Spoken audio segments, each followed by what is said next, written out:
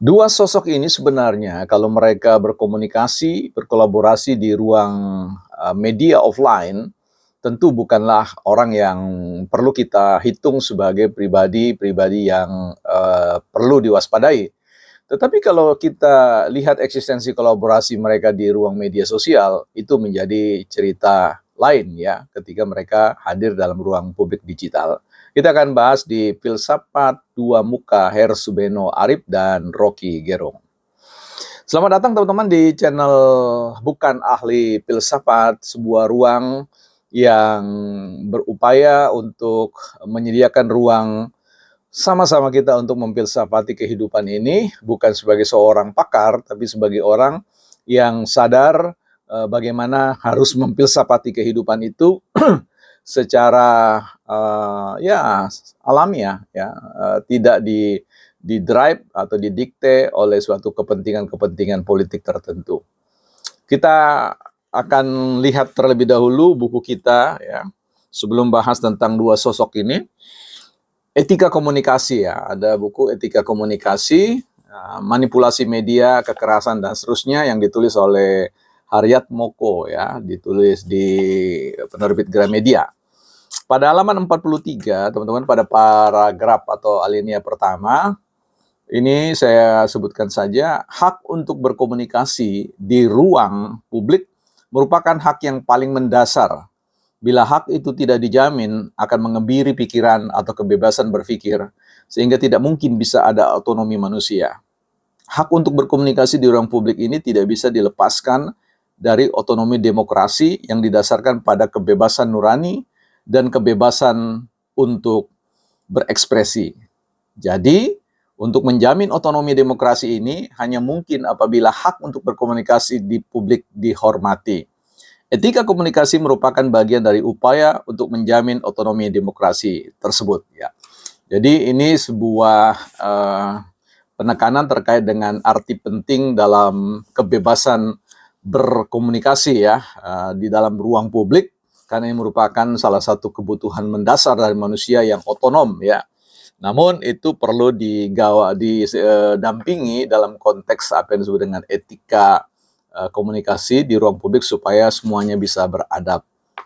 Baik, kita kembali kepada politik Filsafat Dua Muka Hersubeno Arip dan Rocky Gerung yang perlu kita diskusikan pada saat ini dalam perspektif filsafat ya, artinya cara pandang kita terkait dengan sepak terjang mereka di ruang media sosial. Yang saya katakan di awal, kalau andai kata mereka bicara di ruang offline, ya saya kira tidak terlalu perlu kita intervensi ya, tidak perlu kita cawe-cawekan. Tetapi kalau kita hadir menatap mereka, melihat sepak terjang mereka di ruang media sosial yang merupakan ruang publik digital ya, dengan slogan 24/7 atau 24 per setiap hari dalam satu minggu 7 hari, dan kemudian mereka membombardir ya, wah susah sekali nih, membombardir ruang itu, dan itu sangat berbahaya, apalagi kita tahu bahwa di bawah bendera forum news network news itu FNN tidak salah, ini mereka punya jaringan yang sangat luas ya, dengan beberapa akun-akun yang cukup menarik perhatian publik, punya banyak subscriber yang kemudian potensi ditonton begitu luas, maka ini menjadi sebuah situasi yang perlu diwaspadai. Nah, kita bicara tentang sebelum bicara soal itu, saya mau kembali kepada ada satu statement dari Pak Dahlan Iskan ya, yang merupakan CEO dari Jawa Post kalau tidak salah. Beliau mengatakan bahwa hari ini orang tidak mengkonsumsi kebenaran, tapi mengkonsumsi kebenaran baru. Nah, apa itu kebenaran dan kebenaran baru? Menurut beliau, Dahlan Iskan, beliau mengatakan bahwa kebenaran itu berbasis pada fakta, ya, pada hal yang bisa divalidasi. Sementara kebenaran baru itu berbasis pada yang disebut dengan persepsi. Nah, jadi orang sekarang ini tidak lagi strict, ya, tidak lagi firm, tidak lagi betul-betul mengejar apa yang disebut dengan kebenaran itu, faktual, tetapi merupakan sebuah kebenaran baru yang disebut sebagai kebenaran sudut pandang atau perspektif. Jadi orang menganggap bahwa setiap perspektif yang disampaikan di ruang media itu dianggap sebagai sebuah kebenaran. Karena itulah menjamurlah ruang-ruang media sosial jika memang mereka punya kepentingan-kepentingan politik yang sistematis, biasa mereka akan membangun jaringan-jaringan yang begitu besar untuk mengkooptasi, menjadikan media mereka sebagai media propagandis, media yang kita sebut sebagai media framing, ya, memframing pikiran-pikiran publik supaya bisa sejalan dan sepikir dengan mereka. Nah, inilah yang kemudian kita perlu lihat bagaimana aktivitas Hersubendo Arip ini dan juga Rocky Gerung ini belakangan ini memang kita akan lihat bahwa etika komunikasi ini tidak terlalu diangkat ke permukaan, ya. Etika komunikasi bagi mereka adalah etikanya perspektifal itu, etikanya kebenaran baru yang mereka selalu hadir, yang perlu kita katakanlah ragukan, ya. Misalkan kita lihat kalau menengok ke belakang tentang etika yang dibangun oleh Hersubendo Arip, misalkan Anda mungkin pernah dengar kisah tentang beliau dipolisikan atau dilaporkan ke kepolisian karena kebenaran baru yang beliau sampaikan ini, yaitu menyampaikan sebuah berita yang diklaim oleh PDIP bukan sebagai sebuah kebenaran, yang mengatakan bahwa Bu Megawati itu mengalami koma, ya, koma.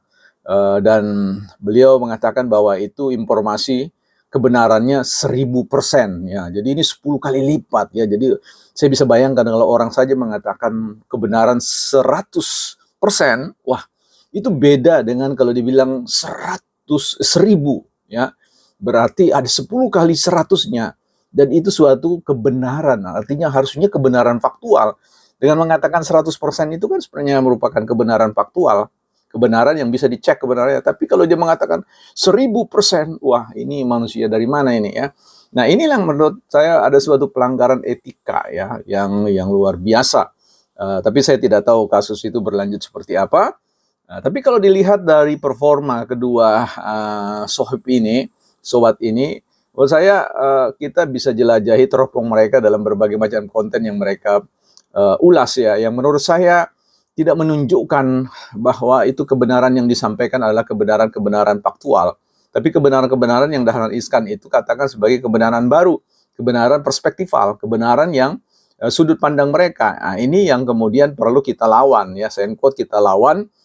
Misalkan baru-baru ini, ya, kalau yang terbaru kita lihat kolaborasi mereka berdua, itu selalu mengatakan bahwa memancing, ya, adu domba, ya, bahwa SBY kemudian mengangkat peristiwa SBY waktu itu dalam promosi doktoral AHY, mengatakan bahwa SBY tidak cewek-cewek, dan dalam penerbitan buku SBY tidak menselingkuhi konstitusi, ya, atau konstitusi dan sebagainya, yang kemudian itu ditarik dan dihubung-hubungkan dengan persoalan Jokowi. Jadi seolah-olah ingin mengadu domba antara SBY dengan Jokowi.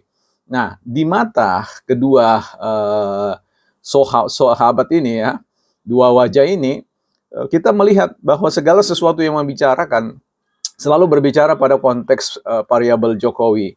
Dan kita sudah tahu, ya, persis bahwa agak sulit bisa mempercayai persoalan itu. Tetapi ingat bahwa media framing, media punya power, punya kemampuan untuk meng-create, untuk memframing berita, membingkai sebuah kebenaran versi kebenaran baru itu, yang kalau terus-menerus hadir di ruang media Anda, dan kemudian disampaikan secara kuantitatif dalam akun-akun yang begitu banyak, ya, terorganisir dengan baik, maka bisa jadi itu sebagai suatu kekuatan yang kemudian memaksa orang yang tidak memiliki sense of kritik yang baik, maka itu akan membahayakan bagi mereka, seolah-olah kebenaran itu didefinisikan oleh secara jumlah, ya, kuantifikasi, ya. Kalau banyak maka disebut sebagai sebuah kebenaran.